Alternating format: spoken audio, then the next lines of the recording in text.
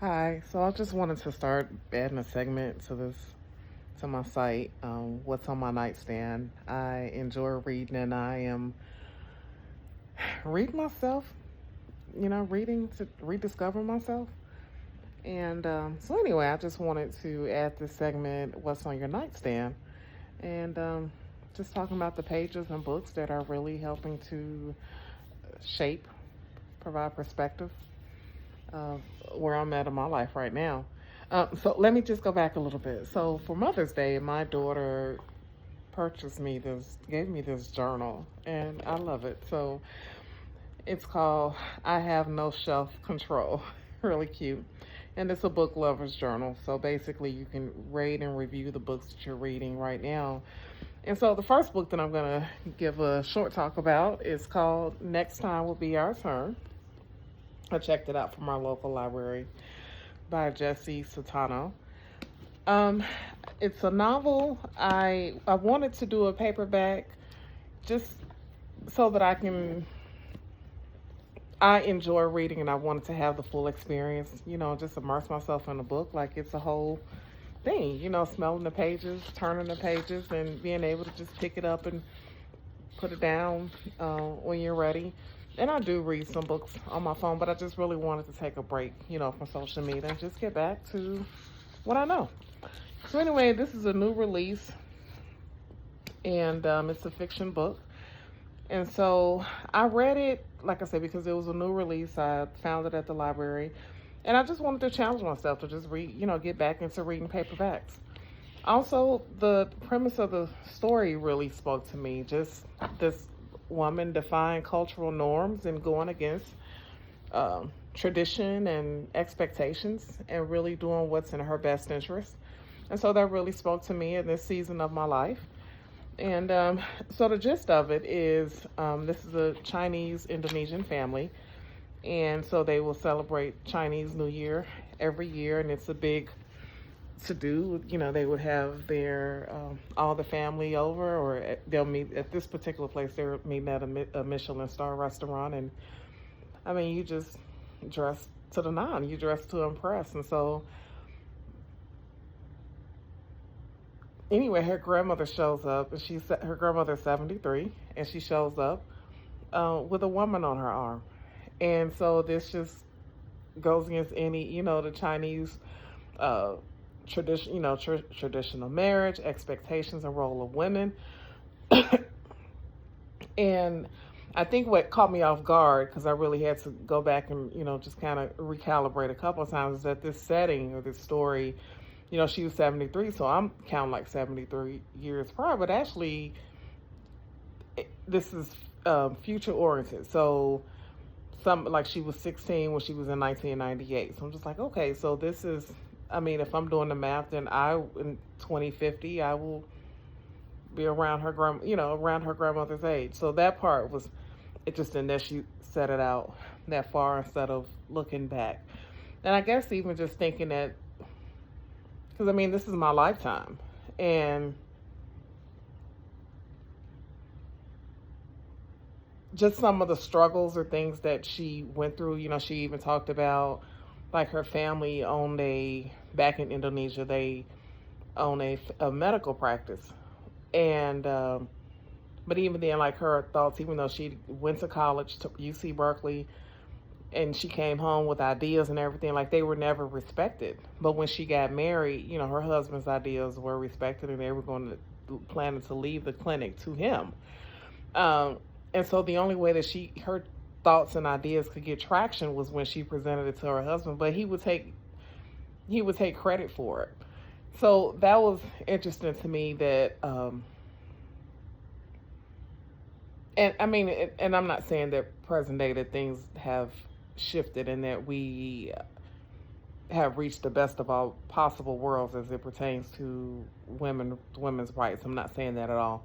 Um, it's just still some of the ideas I thought still kind of felt primitive. Like I feel like we've progressed a little bit more. But again, this is a different country, different um, mentality, different cultural um, expectations. Some same, but similar but different. So that was really interesting. My favorite quote that I appreciate. So it was, she had a sister, Iris. So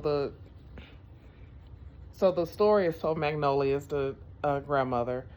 Izzy is her granddaughter, who she's telling this story to, and Izzy is LGBTQ. So the grandmother is imparting this wisdom to her when she, because everyone is caught by surprise when she walks in with this woman on her arm. But she took this opportunity to take her daughter on a long walk and just sharing her story with her, and like, it is okay to live your truth, and I don't want you to wait and put your life on hold because you're trying to live up to other people's expectations. And so that was the big takeaway that I got from it. Even just, like I said, resonating in my own life and just doing what makes me happy and making decisions that are going to bring me fulfillment, and not trying to fit into every box to please everybody. Because that'll never happen. At the end, you're going to end up losing. So what is it that what are your beliefs, and how can you, and make decisions that are consistent with your beliefs?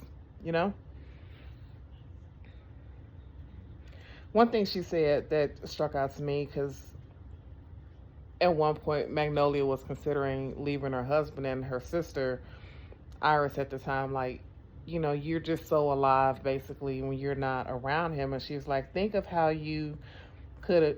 what you could achieve if you didn't have to tiptoe around Parker. But I think that spoke to me in a sense, and perhaps maybe it'll resonate with you as well. Where do we tiptoe in our life to keep other people happy? Where are we tiptoeing? Where are we shortchanging or considering other people's needs, everyone else's needs, before ours? And if we stop doing that, what could we achieve? How would our life be different? She also brought up shame. Shame is the yoke on our backs, the threat that keeps our heads down.